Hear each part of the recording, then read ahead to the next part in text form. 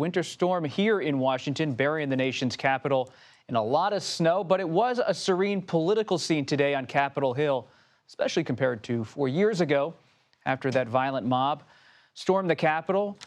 Trump supporters taking the Hill to protest President Biden's win in the congressional certification. But 4 years later, today, lawmakers gathered inside a peaceful Capitol for a joint session of Congress. Vice President Kamala Harris overseeing the certification of her defeat to President-elect Trump, and she certified his victory, making it official.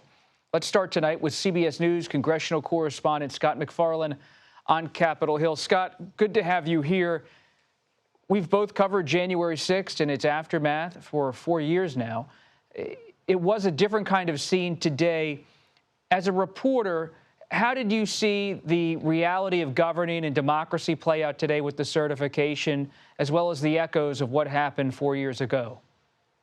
It was just as you described, Bob. It was serene. That's how it's supposed to happen. It's supposed to only take 30 minutes, be ministerial, be low-key. It's supposed to be the kind of thing that would make a poli-sci professor fall asleep because it's so dull and so dry.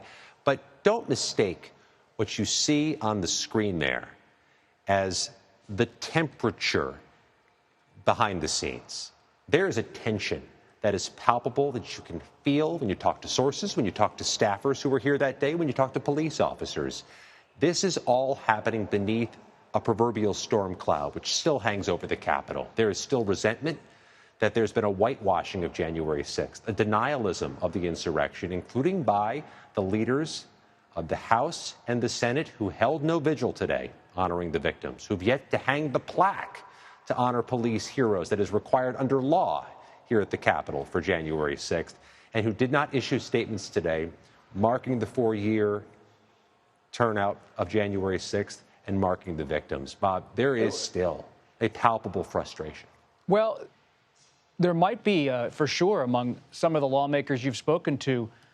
But I'm curious, Scott, when you're talking to Democrats and perhaps some Republicans, maybe the traditional Republicans who aren't in love with President-elect Trump, how do they reckon with the fact that 4 years ago there was an attack on the U.S. Capitol following a rally led by then-President Trump, but 4 years later he had a commanding victory in the November election? Republicans hold majorities, albeit narrow majorities, in the House and the Senate, and he now is about to head back into the White House with what his party would argue is a mandate to govern and to use his power, to not be rebuked, but to be given power again and congressional majorities. How are your sources dealing with that dynamic, which is very real here in this country?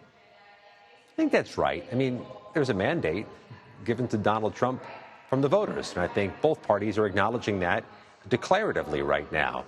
But on the issue of January 6th, on this day, when it's uniquely relevant, when it's uniquely part of the conversation, the contrast in messaging is about as Venus and Mars as you can get, Bob. If you line up your local congressman, if he or she's a Democrat, you are likely to find he or she issued a statement marking the 4 years since January 6, 2021, the police heroes and the victims. If your congressman or woman is a Republican and you look up what he or she said today, it's likely he or she made a statement about their pride in certifying an election for Donald Trump. They're just on different wavelengths on what's important to talk about today. And if they're not agreeing on the topic, if they're not agreeing on the points that are relevant for the public on this day, at this moment, that shows you how polarized Congress is, no matter how serene and calm and by the book today's proceedings were. Let's listen, Scott, to something that's pretty notable today. As you noted, that it's ceremonial ministerial role for the vice president, but whether it's Richard Nixon in 1961, Al Gore in 2001, these are moments that are often painful for the vice president who has just been defeated in an election to have to oversee the certification of their recent rival. But Vice President Harris did just that today with a calmness, according to my sources who were on the floor watching her, a steadiness. Let's listen to what she had to say.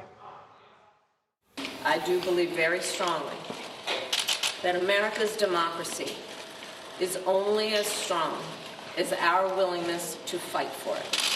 Every single person, their willingness to fight for and respect the importance of our democracy.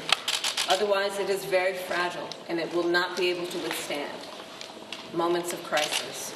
And today, America's democracy stood. Scott, final thoughts on her and this moment? Yeah, there are a number of House Democrats that came up to me and said how proud they were of how Vice President Harris handled this, but also any number of folks who were here that day, barricaded in offices, police who were wounded, who say they're just grateful it's peaceful and that nobody tried anything on this day. Scott MacFarlane, as ever, reporting on January 6th, Congress and American democracy. We appreciate you, Scott, and your insights on this day of all days. Meanwhile, CBS News political reporter Caitlin Huey-Burns joins us now from West Palm Beach, Florida. Caitlin, good to be with you. You're in a bit of a warmer climate. Lucky you. I know it's not easy to be on the road, but we appreciate you being there, and I'm at least glad you got some nice weather. Caitlin, let's begin with Susie Wiles, the incoming White House chief of staff. She rarely speaks to the press. This is someone whom President-elect Trump has referred to as, quote, the ice maiden, someone who's pretty tough in his view behind the scenes and staving away chaos inside Trump's inner circle. Let's pull up on the screen what she said to Axios and to reporter Mark Caputo in a rare interview. She said, quote, I have every hope that the 47 administration will not have the same number of attempts to put sand in the gears. And what's the mood down there in Mar-a-Lago and around Mar-a-Lago about Susie Wiles and her determination to not have a repeat of what happened in 2017 when, to be frank, it seemed like every Friday night someone else was being fired from the White House?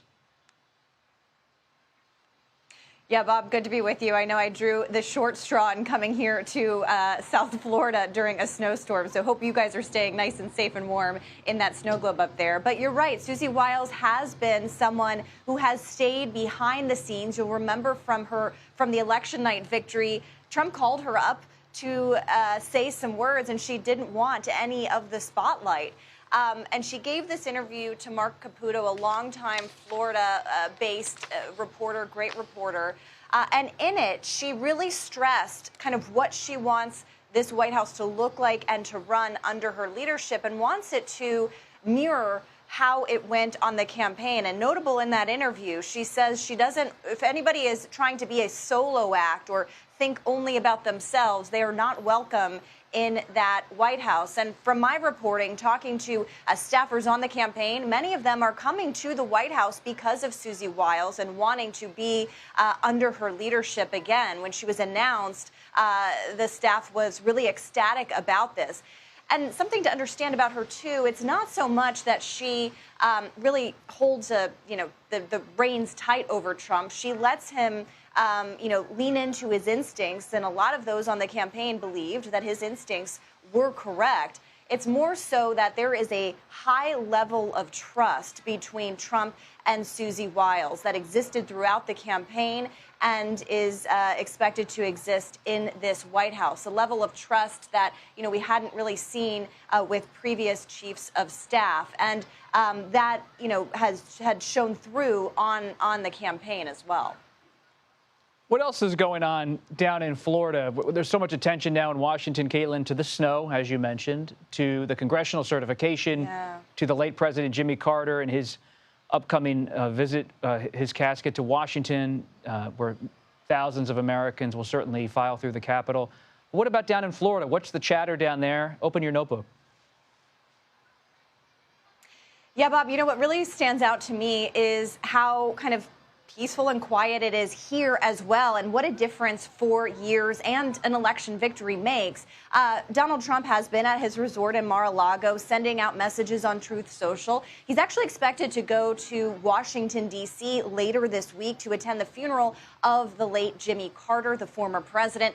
And then later in the week, he's expected to, and throughout the weekend, have various members of the Republican conference, Republican lawmakers, down here to his Florida resort, his Mar-a-Lago resort, to talk about the agenda ahead, various factions of the House GOP. And that is kind of a signal of, how he wants or how he's placing a premium on governing. Remember, he has a House majority, but a very, very narrow one. We saw the consequences of that through the past few weeks on not only the speaker fight, but on the budget resolution as well. And they're also looking forward down here in Mar-a-Lago to confirmation hearings, which are expected to start as early as next week with some of those high-profile picks for Trump's cabinet. And there's a feeling of confidence in these picks that may not have existed, maybe a month or so ago. There's a confidence that these picks are going to be confirmed. Caitlin Huey-Burns in Florida reporting for CBS. Thank you.